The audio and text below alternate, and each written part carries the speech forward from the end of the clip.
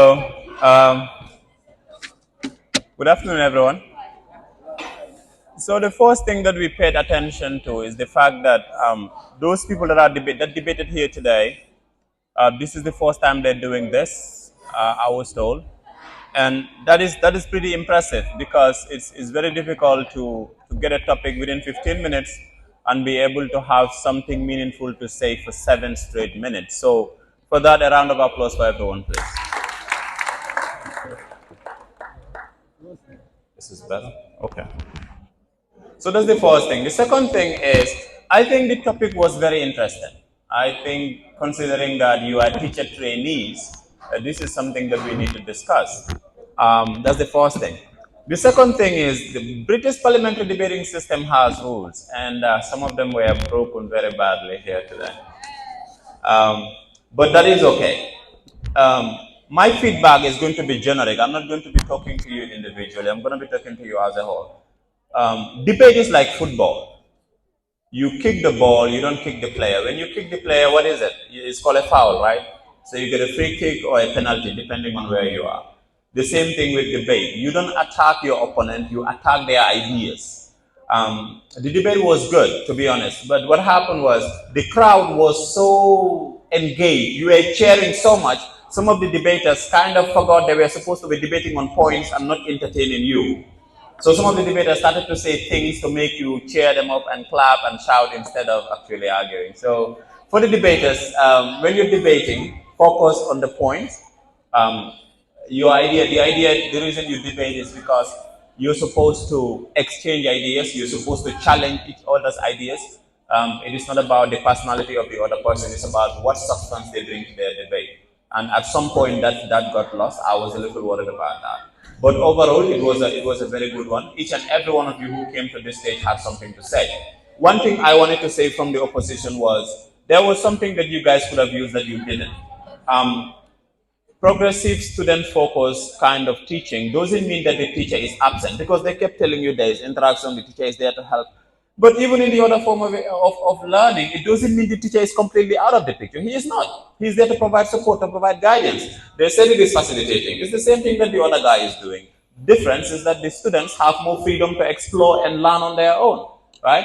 And so I wanted that to come out more, but the debate was going in such a way that it was like in the traditional method of teaching, the teacher is present, and in the progressive, student-centered approach, the teacher is completely absent. He is not.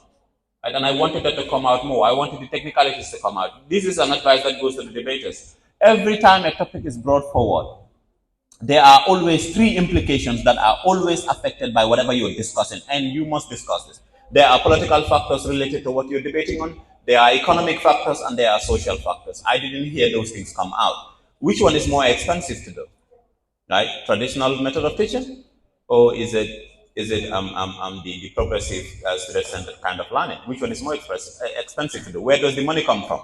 Right? If the money comes from government, does that mean we now have to pay more school fee than we used to? And what does that have to do? Because you are a house of parliament. You are not just debating for the sake of debate. You are making policies that will affect your population. That is why it's a British parliamentary debating system. We are assuming this is parliament.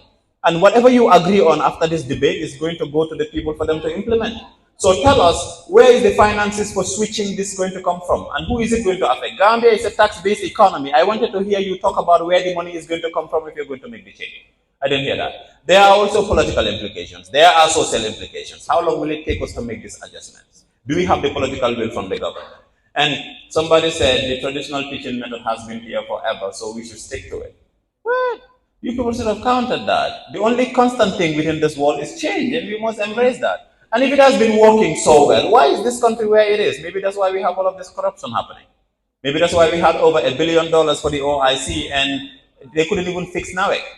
So these are the kind of points I wanted to hear, and I did not hear them. So for the next debate, always consider this. Every topic that you are given, there are always three implications. There are other factors, but there are political, social, and economic implications on every issue that you debate. And that is for both sides, by the way. It's not just for government or just for opposition. It's for both sides.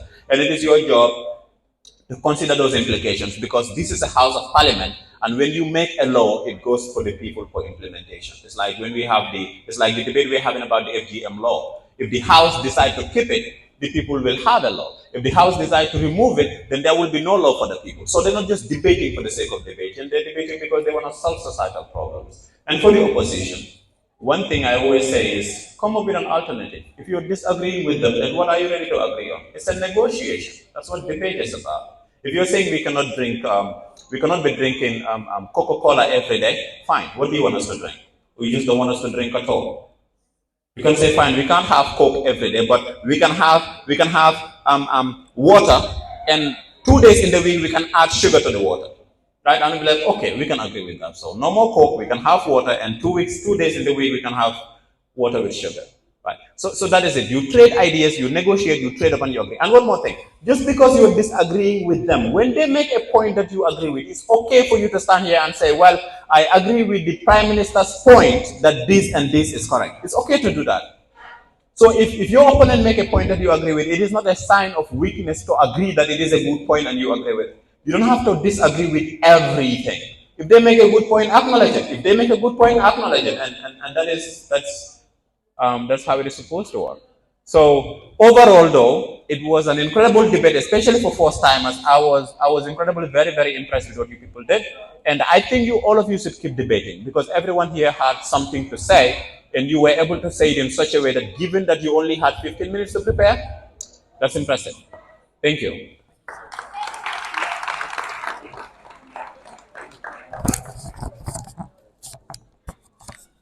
Thank you very much. I will now, without waste time, will invite Ibrahim Korea to declare the results.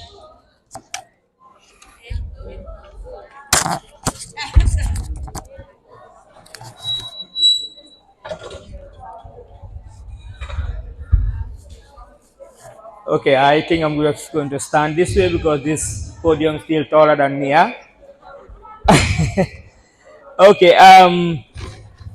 like earlier mentioned by Cherno, we were all impressed, putting in consideration that it's your first time and you are able to come and at least debate to a point that you were achieving the goal of making us agree with what you are putting across.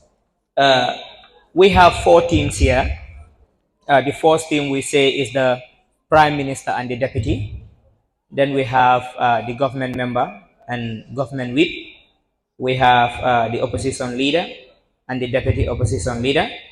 And we have opposition member and the opposition whip. You all have your individual average scores. That is, each of the adjudicate grade you based on how you impress him or her with points that you were given. So we start with the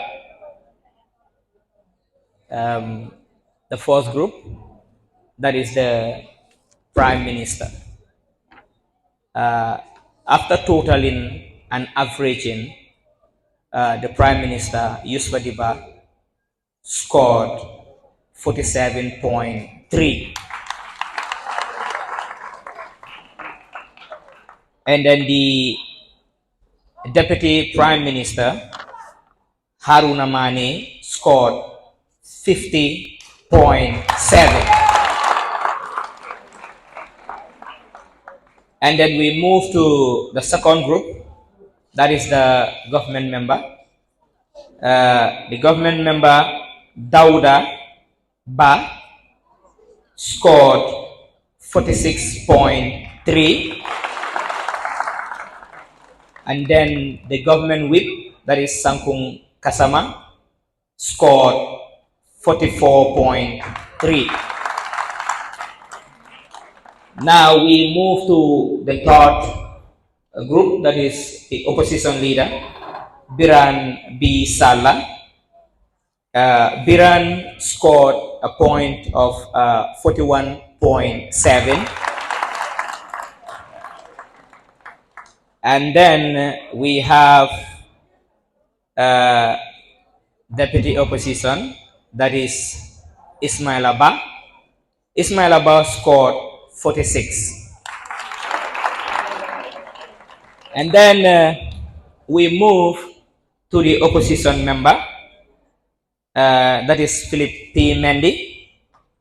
Philip P. Mendy scored 50.3.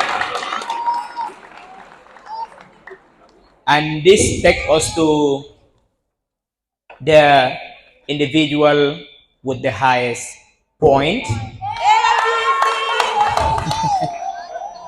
And of course, you can all agree with me, is no other person but Alaji Cham with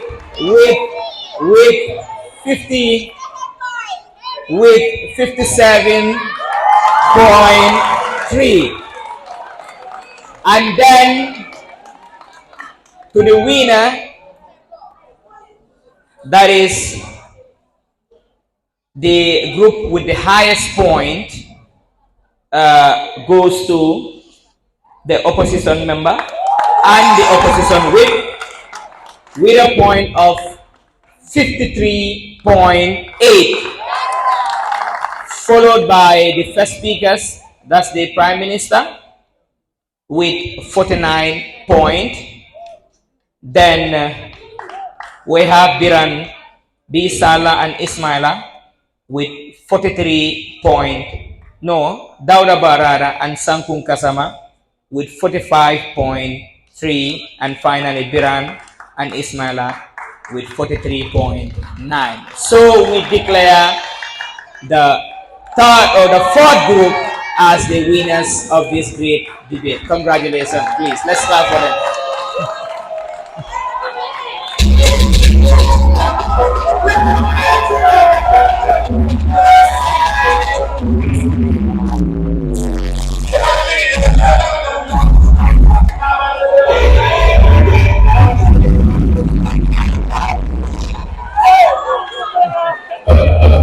Everybody